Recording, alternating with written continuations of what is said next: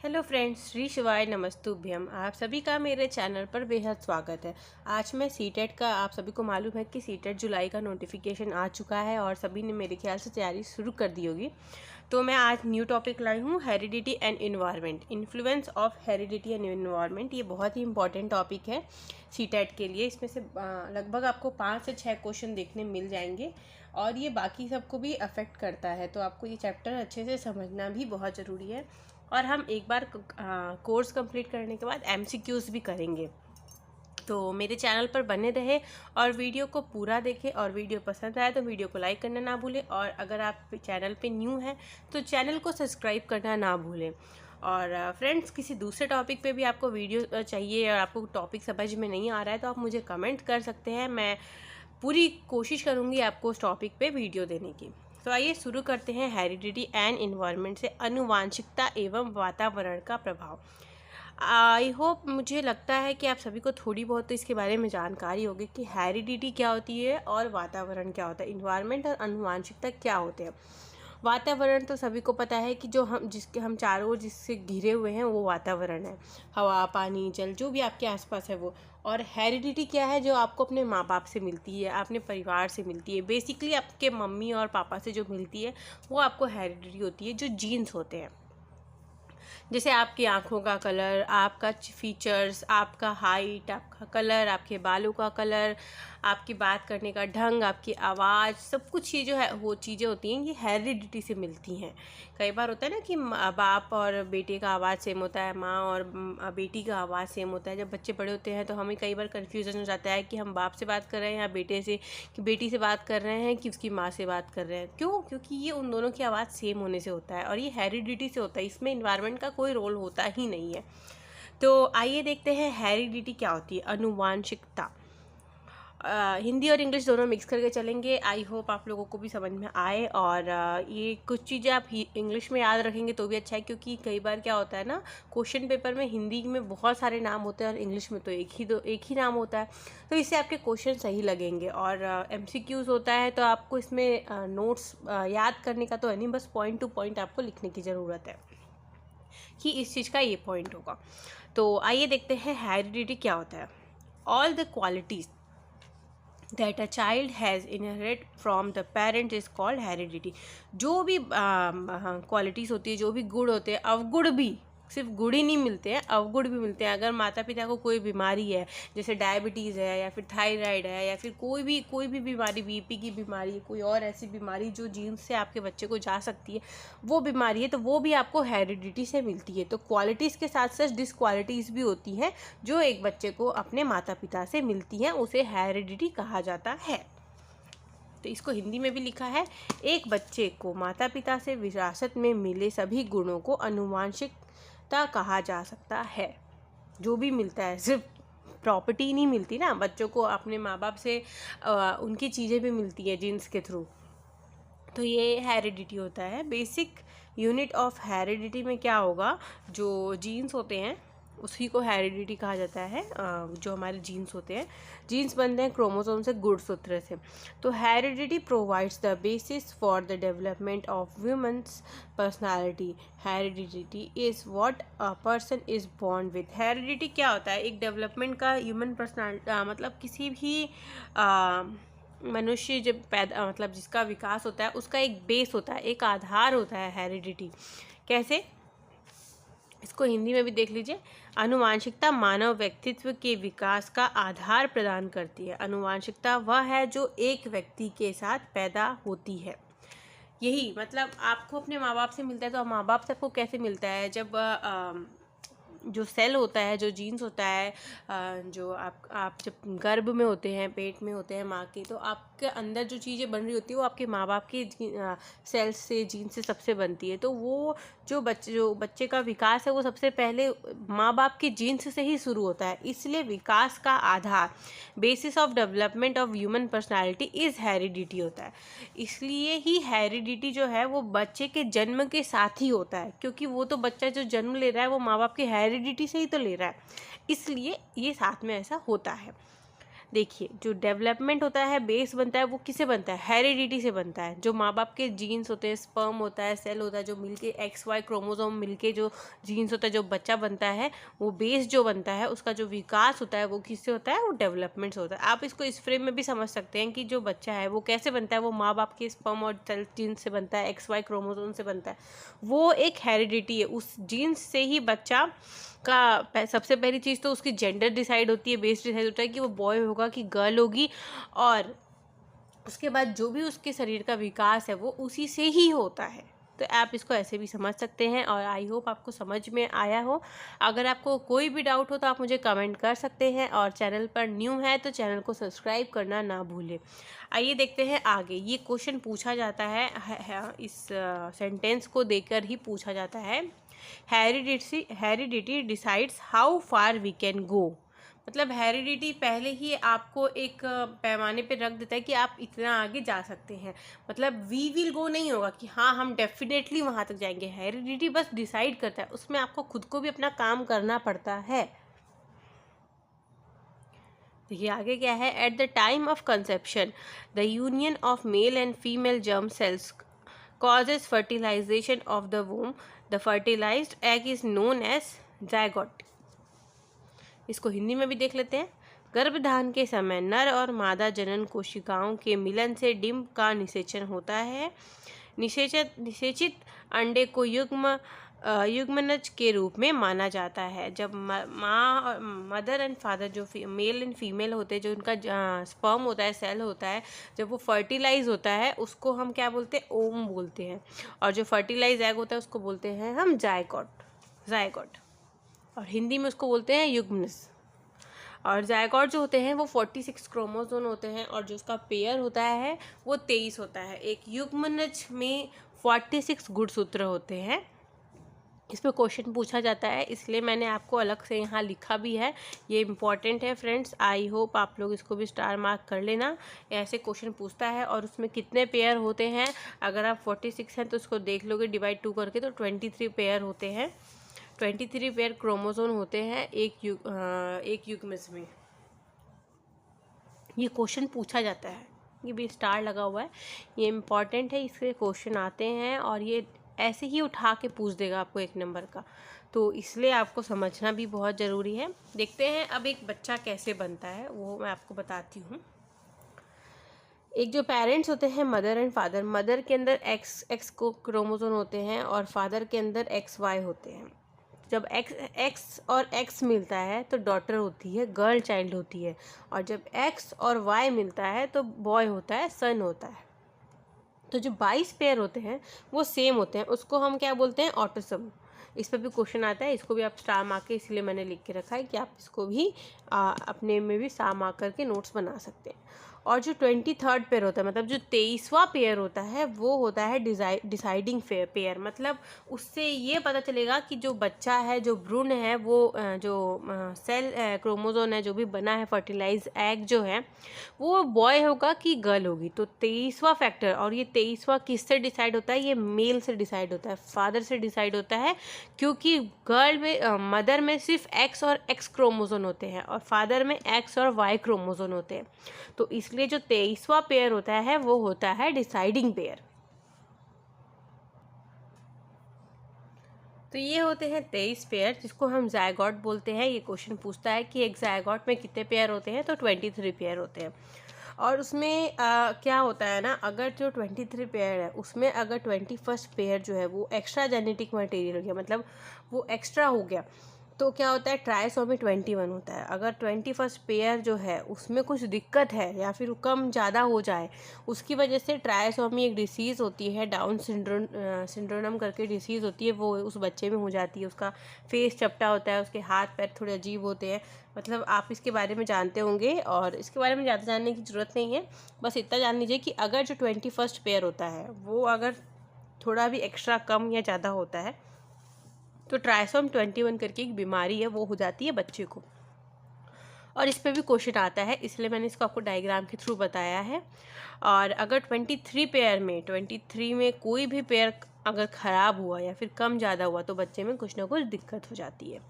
तो 22 पेयर आपके हेल्दी होने चाहिए और 23 पेयर जो होता है थर्ड नंबर 23rd नंबर वो डिसाइडिंग होता है। अब देखते हैं ट्विंस बच्चे कैसे होते हैं। Identical and fraternal twins. Identical twins कौन होते हैं? जो सेम दिखते हैं, जो एक ही प्लेसेंटा में होते हैं, कभी कभी अलग अलग प्लेसेंटा में भी होते हैं, बट वो सिर्फ एक ही स्पर्म से बने होते हैं, इसलिए उनको आइडेंटिकल बोलता है। उनके फेस भी सेम होते हैं और मोस्टली उनका जेंडर, मतलब मोस्टली क्या, मतलब हमेशा ही उनका जेंडर सेम होता है। अगर बच्चा मेल है तो मेल ही जेंडर होगा और फीमेल है तो फीमेल जेंडर ही होगी दोनों बच्चे। तो ये पहले हम देखते हैं फ्रैटर्नल ट्विंस। इसमें क्या होता है, जो ये देखिए मैं इसको आपको डायग्राम के थ्रू भी यहाँ बताई हूँ। फ्रैटर्नल ट्विंस में होता है जो स्पर्म है, एक स्पर्म एक एग बनाता है, एक वो फर्टिलाइज होता है और वो एक सेपरेट प्लेसेंटा होता है। दूसरा स्पर्म दूसरा एग बनता है, वो भी फर्टिलाइज होता है, ये स्पर्म है, ये बना हुआ है अंदर बच्चा, ऐसे बनता है। और यहाँ पे दूसरा सेपरेट प्लेसेंटा, मतलब 2 सेपरेट प्लेसेंटा होते हैं। इसमें जेंडर भी अलग अलग हो सकता है और फेस भी अलग दिखता है। कभी कभी सेम भी हो सकता है जेंडर और इसमें अलग भी हो सकता है, मतलब इसमें दोनों अलग हो सकते हैं। Develop from 2 sets of egg and sperm. 2 अलग अंडे बनते हैं, 2 अलग स्पर्म से बनते हैं। सेम सेक्स और 1 ऑफ ईच अदर, मतलब कोई भी हो सकता है, दोनों लड़के भी हो सकते हैं, दोनों लड़कियां भी हो सकती हैं, एक लड़का एक लड़की हो सकता है, ऐसा कुछ भी हो सकता है फ्रैटर्नल ट्विंस में, और दोनों की शक्ल भी डिफरेंट होती है।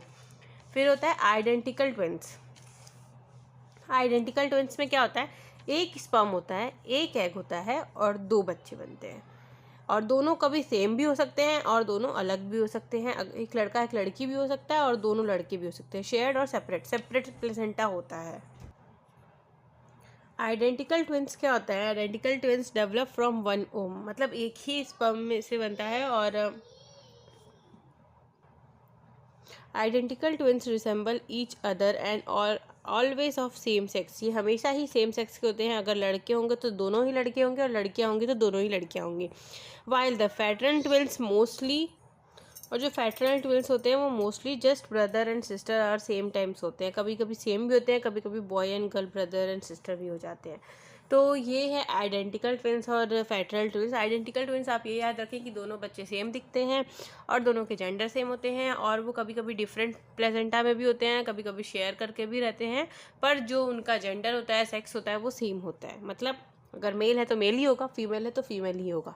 और जो फ्रैटर्नल होता है उसमें स्पर्म भी अलग होता है, एग भी अलग होता है, जो प्लेसेंटा है वो भी अलग अलग होता है। अभी फ्रैटर्नल ट्विंस तो मैंने अभी आपको बता ही दिया कि जो फ्रैटर्नल ट्विंस होते हैं वो arise from germination of 2 separate ovum. ठीक है, अब हम देखते हैं इन्वायरमेंट। हेरिडिटी आपको आई होप समझ में आ गई होगी। अगर कोई भी डाउट है तो आप मुझे कमेंट करके पूछ सकते हैं एंड मैं आपके डाउट्स क्लियर करने की पूरी कोशिश करूँगी। आइए देखते हैं आगे इन्वायरमेंट, पर्यावरण। पर्यावरण से हम सभी समझते हैं कि जो हमारे आसपास का वातावरण है उसे ही हम पर्यावरण बोलते हैं, जिससे हम चारों ओर से घिरे हुए हैं, वो पर्यावरण है। तो पर्यावरण क्या होता है? डायनामिक होता है, चेंजेबल होता है, मतलब हमारी इन्वायरमेंट हमेशा चेंज होती रहती है। हम जगह चेंज करते हैं, उससे हमारे वातावरण में चेंजेस आते हैं, हवा पानी चेंज होती है, सब कुछ चेंज होता है। बट हेरिडिटी हमेशा स्टैटिक होती है, हमेशा फिक्स होती है, वो कभी चेंज नहीं होती। तो आगे हम देखते हैं इन्वायरमेंट में। The environment is everything that affects the individual except his genes. जो पर्यावरण है वो सब कुछ है, बस क्या नहीं है, एक इंडिविजुअल का जो जीन्स है उसको अफेक्ट नहीं कर सकता है। क्यों? क्योंकि वो आपके जन्म से आपके साथ है। जैसे आपकी आँखों का कलर, वो आपका इन्वायरमेंट चेंज नहीं कर सकता।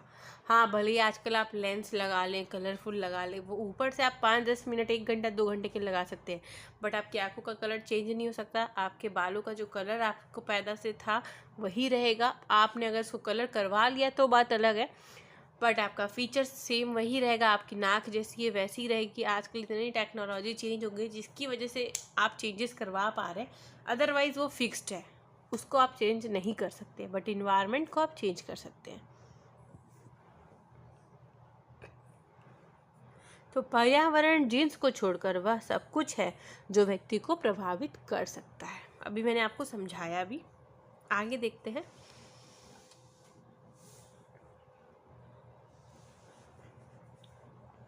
Environment includes all aspects of the surrounding. पर्यावरण में हम सभी चीज़ों को एकत्रित कर सकते हैं जो हमारे आसपास है।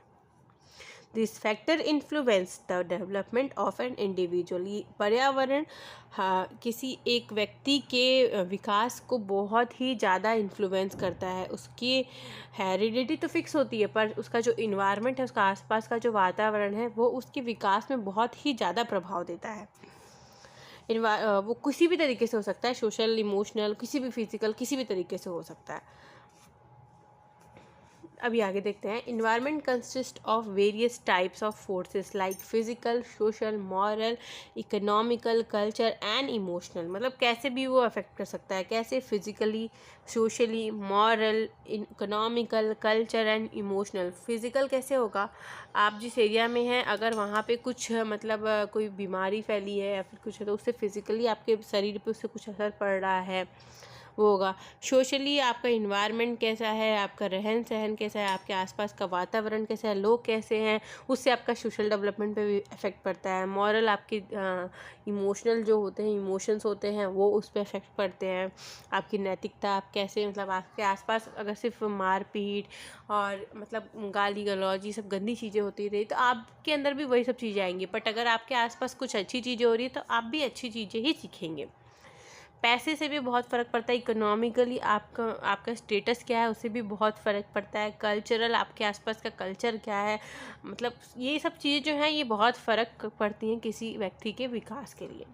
उसका जो काम करने का तरीका होता है, सोचने का तरीका होता है, रहन सहन का तरीका होता है, उसके इन्वायरमेंट का उसमें 90% हाथ होता है।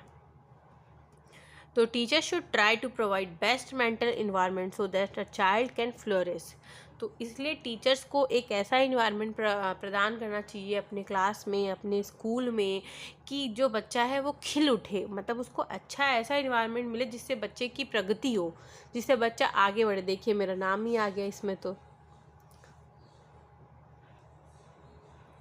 शिक्षक को अच्छा मानसिक वातावरण प्रदान करने का प्रयास करना चाहिए ताकि बच्चे की उन्नति हो। ठीक है, अभी आपको समझ में आ गया होगा, मैं इतने देर से आपको समझा रही हूँ। और अगर आपको अभी भी कोई डाउट है तो आप मुझे कमेंट करके प्लीज़ पूछ सकते हैं। मैं आपको पूरी कोशिश करूँगी आपकी हेल्प करने की।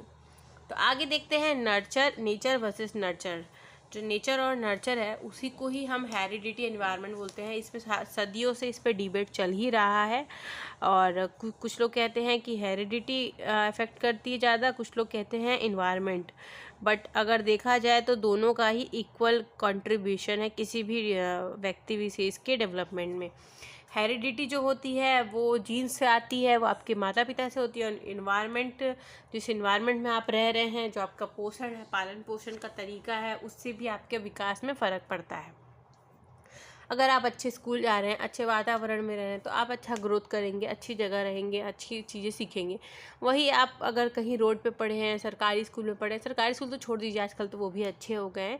आप मतलब स्कूल नहीं जा पा रहे हैं, आपके माता पिता लड़ाई कर रहे हैं, एक दूसरे को मार पीट रहे हैं, गाली गलौज हो रहा है, आसपास चोरी चकारी हो रही है, गंदे काम हो रहे हैं, तो उससे आपके ऊपर क्या असर पड़ेगा? आप भी वही काम करना चाहेंगे, आपको भी लगेगा वही चीज़ सीखे, गलत काम सही लगेगा, मेहनत करेंगे नहीं। तो ये सारी चीज़ें क्या होती है ना, ये सब चीज़ें पूरी फ़र्क पड़ती हैं किसी भी इंसान के डेवलपमेंट में। तो नेचर जो है वो हमेशा फिक्स होता है क्योंकि वो आपका जीन्स है। और नर्चर जो है वो डायनामिक है, पर्यावरण हमेशा चेंज होते रहेगा। आप जहाँ जाएंगे, यहाँ आज जिस जगह पे हैं, किसी मतलब आज आप गरीब हैं, कल अमीर हो गए, तो आपका वातावरण चेंज हो जाएगा, आपका इन्वायरमेंट चेंज हो जाएगा, आपके रहन सहन का तरीका चेंज हो जाएगा। तो ये होता है इन्वायरमेंट। तो एक लॉ ऑफ हेरिडिटी है, वो जॉन जॉर्ज मैंडल ने 3 हेरिडिटी के लॉ बताए हैं। और मैं आपको बता दूं, ये जो जॉन जॉर्ज मंडल है वो फादर ऑफ हेरिडिटी है। इससे भी क्वेश्चन पूछता है, इसको आप नोट कर लीजिएगा। और अगर आपको मेरा समझाना पसंद आ रहा है तो प्लीज़ वीडियो को लाइक करना ना भूलें। और अगर अब तक आपने चैनल सब्सक्राइब नहीं किया है तो प्लीज़ देर किस बात की, सब्सक्राइब कर लीजिए। तो इसमें 3 लॉ हैं जो मैं आपको समझा देती हूँ। एक लॉ ऑफ डोमिनेंस है, मतलब अगर जीन्स में किसका जीन्स ज़्यादा भारी है, अगर मतलब पिता के साइड का जीन्स ज़्यादा भारी तो बच्चा पिता जैसा होता है, और माता का जीन्स ज़्यादा भारी है मतलब उस बच्चे के डेवलपमेंट में, तो वो माता का जीन्स मतलब ज़्यादा डोमिनेंस करता है। तो ये फैक्टर वो है। और सेग्रीगेशन अलगाव का चीज़ हो जाता है। फिर लॉ ऑफ इंडिपेंडेंट असॉर्टमेंट, वो इंडिपेंडेंटली काम करने का होता है। तो आगे की क्लास में हम इसको और अच्छे से डीपली पढ़ेंगे। तब तक के लिए आप रिवाइज कर लीजिएगा, और कोई भी डाउट हो तो आप मुझसे कमेंट करके पूछ सकते हैं। और वीडियो कैसी लगी बताना ना भूलें, और चैनल को अगर अब तक आपने सब्सक्राइब नहीं किया है तो प्लीज़ सब्सक्राइब कर लें, और कमेंट ज़रूर करें, मुझे बताएं ज़रूर। मिलती हूँ नेक्स्ट वीडियो में, तब तक के लिए हर हर महादेव, जय भोलेनाथ। चलिए।